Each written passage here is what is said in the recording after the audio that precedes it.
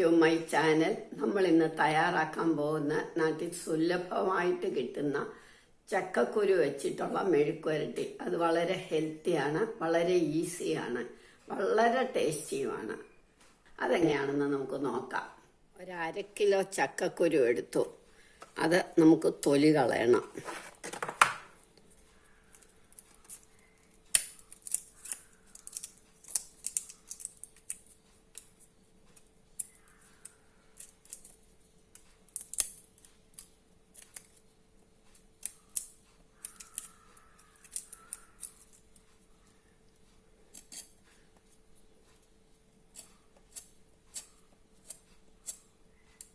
തൊലിക്കൊരു ചെറിയ കവർപ്പ് വരും, അതുകൊണ്ടാണ് ഞാൻ തൊലി കളയുന്നത്.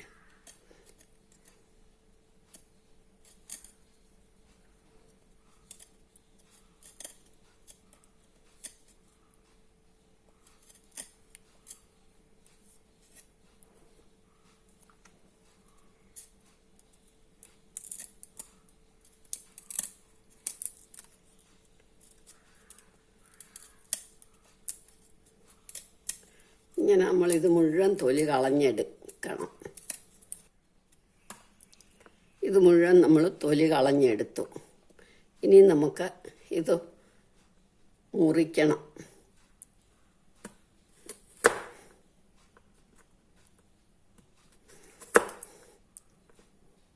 നാലായിട്ട് ഇങ്ങനെ കീറണം.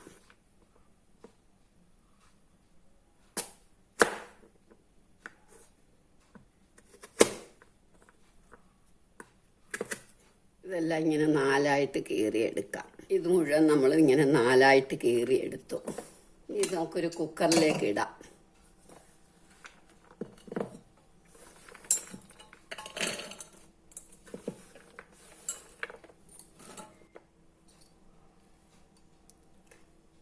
മഞ്ഞൾപ്പൊടി, പാകത്തിന് ഉപ്പ്. എളുപ്പം വേവുന്ന ചക്കക്കുരു ആയതുകൊണ്ട് ഒരു 2-3 ടേബിൾ സ്പൂൺ വെള്ളം മതി. ഇത് നമുക്ക് നന്നായിട്ടൊന്ന് ഇളക്കണം.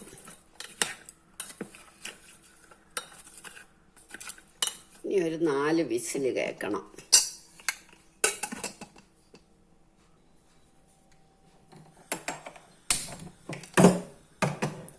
ഇനി ഒരു 4 വിസിൽ കേൾക്കുമ്പോൾ നമുക്കിത് നിർത്താം.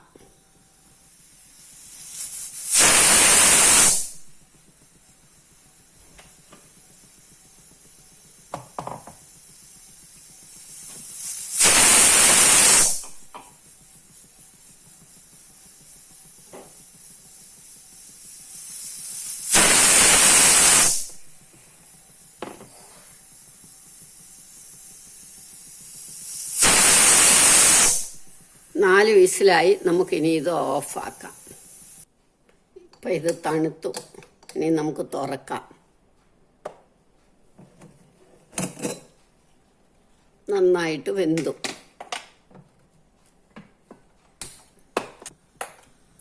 സ്റ്റൗ ഓണാക്കി നമ്മൾ ഉരുളിയോ ചീനച്ചട്ടിയോ എന്തെങ്കിലും ഒന്ന് അടുപ്പേ വെക്കണം. കട്ടിയുള്ള പാത്രം വേണം. അതുകൊണ്ടാണ് 1 ടേബിൾ സ്പൂൺ വെജിറ്റബിൾ ഓയിൽ അല്ലെങ്കിൽ കോക്കനട്ട് ഓയിൽ ഒഴിക്കണം.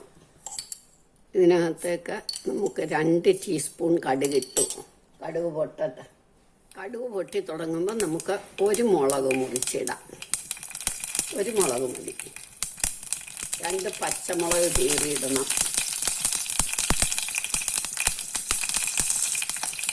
കറിവേപ്പില ഇട്ടു. കടുക് പൊട്ടി കഴിഞ്ഞപ്പോൾ നമ്മളുടെ ചക്കക്കുരു വെന്തരിടണം.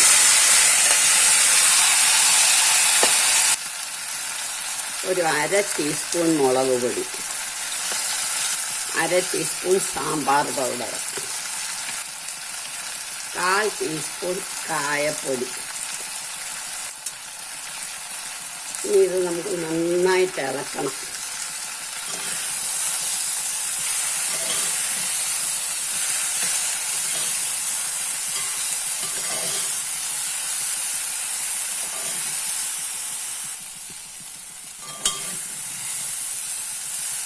നന്നായിട്ട് ഇളക്കി ഇതെല്ലാം ഒന്ന് പിടിച്ച് കഴിയുമ്പം നിരത്തിയിടണം.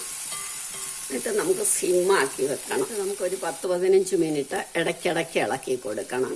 ഇങ്ങനെ കിടക്കട്ടെ.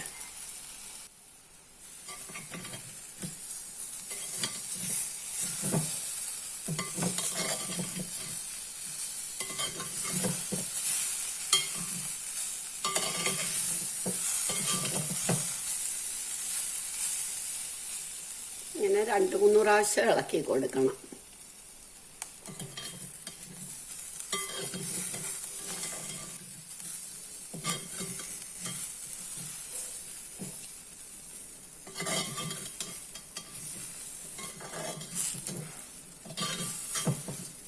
ഇപ്പം ചക്കയുടെ സീസണാണല്ലോ, നിങ്ങളെല്ലാവരും ഇതൊന്ന് ട്രൈ ചെയ്ത് നോക്കണം. സബ്സ്ക്രൈബ് ചെയ്തിട്ടില്ലെങ്കിൽ സബ്സ്ക്രൈബ് ചെയ്യണം, ലൈക്ക് ചെയ്യണം, ഷെയർ ചെയ്യണം.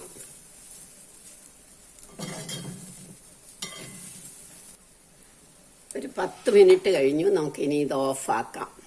ഇത് നമുക്കൊന്ന് തണുത്തിട്ട് ഡിഷിലേക്ക് എടുക്കാം. വളരെ ടേസ്റ്റും ഹെൽത്തി ആയിട്ടുള്ള ഒരു മെഴുക്കുവരട്ടിയാണ്.